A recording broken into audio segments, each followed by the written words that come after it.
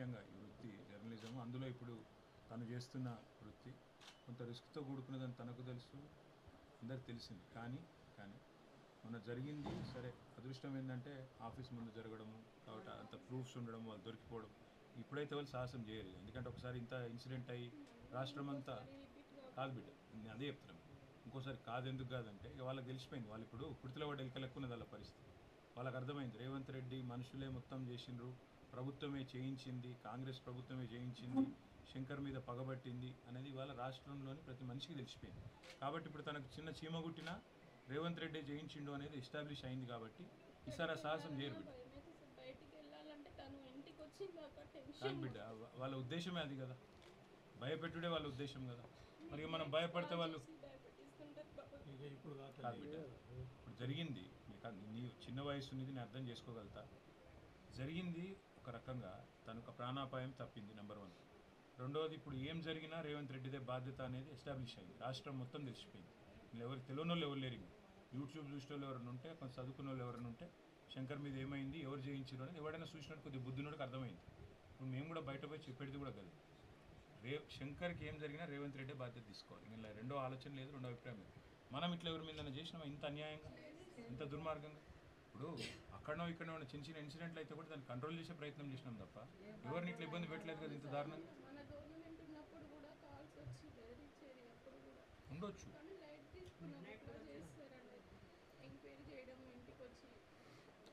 ఇది మరీ క్రిమినల్ వ్యవహారం, డైరెక్ట్ హత్యాప్రత్యం అవుతుంది, హత్యాయత్నమే చేసింది.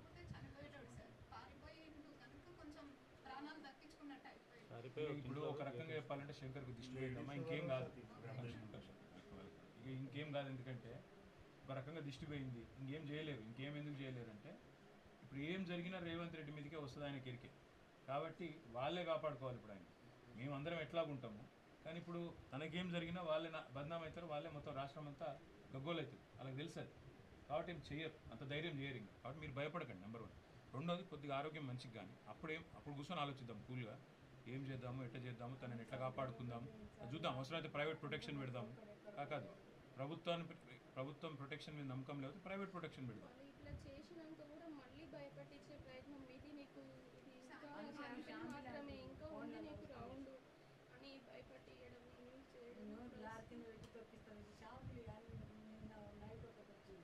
ఎవరు చేసి ఫోన్ చేసినా మెసేజ్ మీరు ఆ ఫోన్ నెంబర్లు అంతా మాకు ఇవ్వండి, పోలీస్ దగ్గర నేను తీసుకొని పోతాను. ఎట్లా చేస్తారు? ఇట్లా ఆవిడ ఎవడో ఫోన్ నెంబర్ అయితే తీయాలి కదా, ఏ ఫోన్లోకి వెళ్ళి వచ్చినాయి, ఇళ్ళకెళ్ళి ఫోన్ చేస్తున్నారు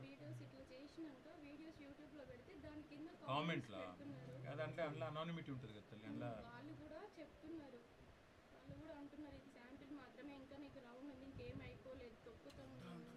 నా ఒక రిక్వెస్ట్ బిడ్డ నీతో, నువ్వు అవి చూడకు, యూట్యూబ్ కామెంట్ చూడకు. మాకు కూడా ఫోన్లలో అట్లా చాలా వస్తుంది, ఎందుకంటే అందులో ఊరు పేరు లేనోడు, ముక్కు మొక్కలు లేనోడు, ఎవడు పెడతావాడు ఎది పడుతుంది పెడుతుంటారు. దాన్ని చూడకు. ఏదైనా నెంబర్కి వెళ్ళి మనకైనా కాల్ వచ్చినా, మనకేమైనా బెదిరింపు కాల్ వచ్చినా మాకు చెప్తే పోలీసు వాళ్ళతో కూర్చొని మేము చేస్తాం. ఇక పోలీసు వాళ్ళతో కాదంటే ప్రైవేట్ ప్రొటెక్షన్ పెడదాం. రెండోది, నీ పిల్లల గురించి కానీ ఇంకోటి గురించి కానీ టెన్షన్ పడకు, మళ్ళీ మాట్లాడదాం. ఇంతమందిలో నేను మాట్లాడను కానీ మళ్ళీ కూర్చొని మాట్లాడదాము. తను చేసే వృత్తి ఎట్లాంటిదంటే కొంత రిస్క్తో కూడుకున్న వృత్తి. కానీ ఇప్పుడు జరిగింది ఒక రకంగా దిష్టి పోయింది, ఇంకేం కాదు. ఇంక భవిష్యత్తు నువ్వు భయపడకు. నువ్వు పిల్లలు భయపడకపోతే తను ధైర్యం ఉంటాడు, నువ్వు భయపడితే తను కూడా ఇది అవుతాడు కదా. ఈ వృత్తే కదా చేయాల్సిందైతే, ఇంకోటి ఏదో పోయి చేసుకుని ఏం లేదు కదా చేసి. ఇప్పుడు ఇంత ఫేమ్, ఇంత పాపులారిటీ ఎందుకు వచ్చింది? ఒకటే కారణం కదా, తను భయపడకుండా ధైర్యంగా నిజాలు చెప్తున్నాడు. మరి ఇక తను చేసే పనిని వాళ్ళు భయపడటానికి లేవట్టి ఇవన్నీ.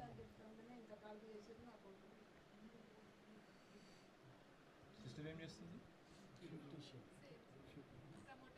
ఎక్కడమ్మా? ఇక్కడే చేస్తుంది. బ్రదర్ ఏం చేస్తాడు? ఎక్కడైనా హైదరాబాద్లో ఉంటుంది. అమ్మ ఒకతే ఊళ్ళో ఉంటుంది. మీరు కొద్దిగా కెమెరాలు బయటకు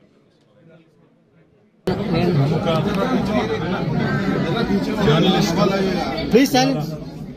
డిజిటల్ మీడియాలో నిర్భయంగా నిజాలు చెప్తూ ప్రభుత్వాన్ని నిలదీస్తూ ప్రజల పక్షాన మాట్లాడుతున్న సోదరుడు శంకర్ గారి మీద ఈ ప్రభుత్వం ముఖ్యంగా కొడంగల్లో రైతులకు జరుగుతున్న అన్యాయం మీద ఆయన నిలదీసిన విధానాన్ని జీర్ణించుకోలేక వాళ్ళ ప్రశ్నించే గొంతుల్ని నొక్కాలని, ప్రజాస్వామ్యంలో కనీసం ప్రశ్నించే వాళ్ళు ఎవరు ఉండకూడదనే ఒక ఆలోచనతో ఒక పూర్తి స్థాయి పకడ్బందీ ప్రణాళికతో రెక్కీ చేసి కాంగ్రెస్ నాయకులే, హస్తినాపురం డివిజన్ సంబంధించిన కొంతమంది కాంగ్రెస్ నాయకులు, అదేవిధంగా రేవంత్ రెడ్డికి అత్యంత సన్నిహితంగా ఉండే మరికొంతమంది కాంగ్రెస్ నాయకులు వాళ్లే స్వయంగా రెక్కీ చేసి మరి 11 గంటల 10 నిమిషాలకు అర్ధరాత్రి కావాలని కొంతమంది ప్లాన్డ్ గా అమ్మాయిలను అడ్డం పెట్టి ఒక దొంగ కేసు బనాయించి హత్యాయత్నాన్ని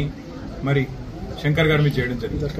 దురదృష్టం ఏంటంటే మరి హత్యాయత్నం జరిగినప్పుడు ముందుండి కాపాడాల్సిన పోలీసులే ఈరోజు పూర్తి స్థాయిలో కేసు నిర్వీర్యం చేయడానికి 307 అనే సెక్షన్ పెట్టకుండా ఇది హత్యాయత్నమే కాదని బుకాయిస్తూ ప్రభుత్వానికి తొత్తులుగా వత్తాసు పలుకుతూ ఇవాళ కేసు నిర్వీర్యం చేసే ప్రయత్నం చేస్తా ఉన్నారు.